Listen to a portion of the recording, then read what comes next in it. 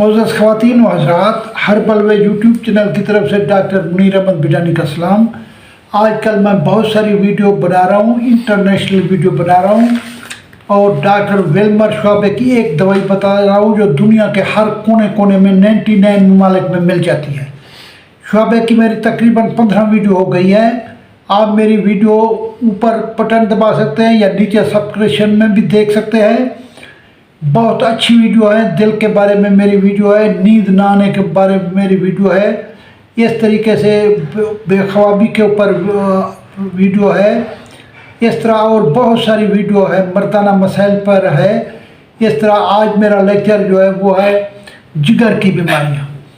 جگر کے بارے میں لوگ ایک دوسرے کو کہتے ہیں کہ آپ میرے جگر ہیں۔ جگر وہ ہے جو خون کی لیبارٹری ہے، ہم کہتے ہیں جگر میں خون تیار ہوتا ہے، جگر میں خون پیوریفائی ہوتا ہے، جگر کو ٹھیک رکھنا بہتر ہے۔ جگر کی پہلی بیماری ہوتی ہے یرقان۔ یرقان کو کہتے ہیں پیلیا۔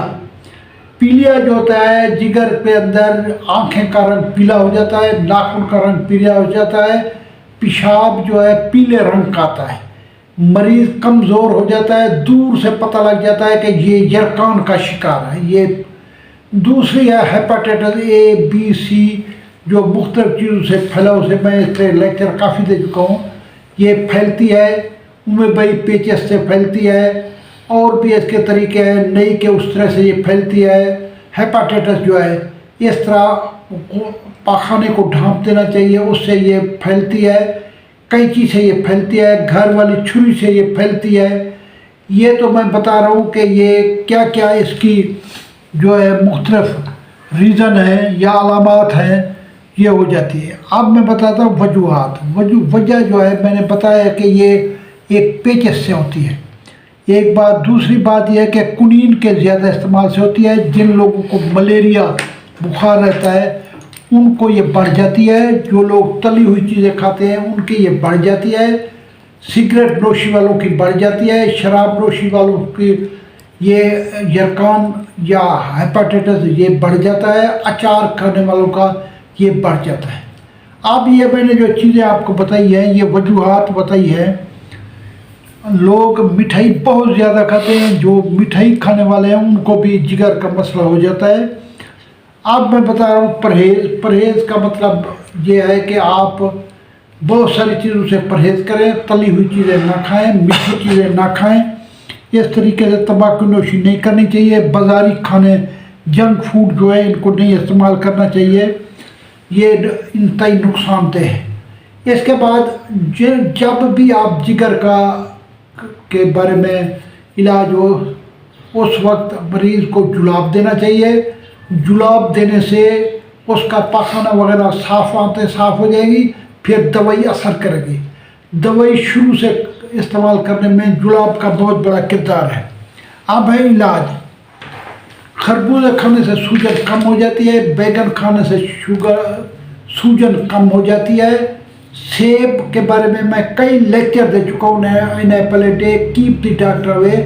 سیب کھانے سے بھی سوجن کم ہو جاتی ہے۔ گاجر کا جوس، اس میں چقندر تھوڑا سا ملا لیا جائے، اس سے آپ کی ہیموگلوبن بھی کم ہو جاتی ہے اور جگر کو ایکٹیویٹ ہو جاتا ہے۔ جگر کے لیے جتنے جوسز ہیں یہ فائدہ مند ہے۔ گنے کا رس فائدہ مند ہے۔ شہد جو ہے اس کو 1 کپ پانی میں ڈال کے یہ روز پیے گے، یہ آپ کی جگر کی سوجن کم ہو جائے گی، جگر کی بیماری کم ہو جائے گی، پیلیا کم ہو جائے گا، ہیپاٹائٹس کم ہو جائے گی۔ اب میں آپ کو شعبے کی دوائی بتا دوں، پی ٹی کے نمبر 23، جو پوری دنیا میں مل جاتی ہے۔ 6 قطرے صبح، 6 قطرے دوپہر، 6 قطرے شام پینے سے آپ کی ہر قسم کی جگر کی بیماریاں کم ہو جائے گی۔ جگر والوں کو بہت بڑی احتیاط کی ضرورت ہے، ان کو جگر کا LFT کرانا چاہیے، ٹیسٹ کرانا چاہیے۔ جن کو تھوڑا سا شک بھی ہو، لیور فنکشن ٹیسٹ کرائیں، اور اگر لیور فنکشن کے اندر نقص ہو، اگر یرقان کی حد تک ہے تو آپ اس کو یرقان کا علاج ٹریٹ کریں۔ یرقان مولی کا رس پینے سے بھی یرقان ٹھیک ہو جاتا ہے، گنے کا رس پینے سے بھی یرقان ٹھیک ہو جاتا ہے، اس کے بعد گاجر کا جوس پینے سے بھی یرقان ٹھیک ہو جاتا ہے۔ اس کے بعد اگر کسی کو ہیپاٹائٹس ہے تو ہیپاٹائٹس کے اندر وہ ایسی چیزوں سے بچیں جو پھیلاؤ والی چیزیں ہیں، جو ایک سے مریض سے دوسرے مریض کو لگ جاتا ہے، اس سے بھی بچنا چاہیے۔ جو میں نے آپ کو دوائی بتائی ہے، یہ دوائی استعمال کرنے سے پہلے آپ کو جلاب لینا چاہیے۔ میری کافی ویڈیو ویلبا شعبے کی آ چکی ہے، آپ دیکھ سکتے ہیں۔ آپ یہ دوائی ہر جگہ دنیا کے کونے کونے میں مل جاتی ہے۔ اللہ آپ کو خوش رکھے۔ جو میرے چینل میں نئے آئے ہیں وہ لکھا بھی کریں، اس کو لکھتے ہوئے اپنے شہر کا نام بھی ظاہر کیا کریں اور مجھے انکریج کیا کریں، تاکہ مجھے حوصلہ بنے، میں آپ کے لیے نئی نئی ویڈیو نئی نئی چیزیں تیار کروں۔ اللہ آپ کو خوش رکھے۔ پاکستان زندہ باد۔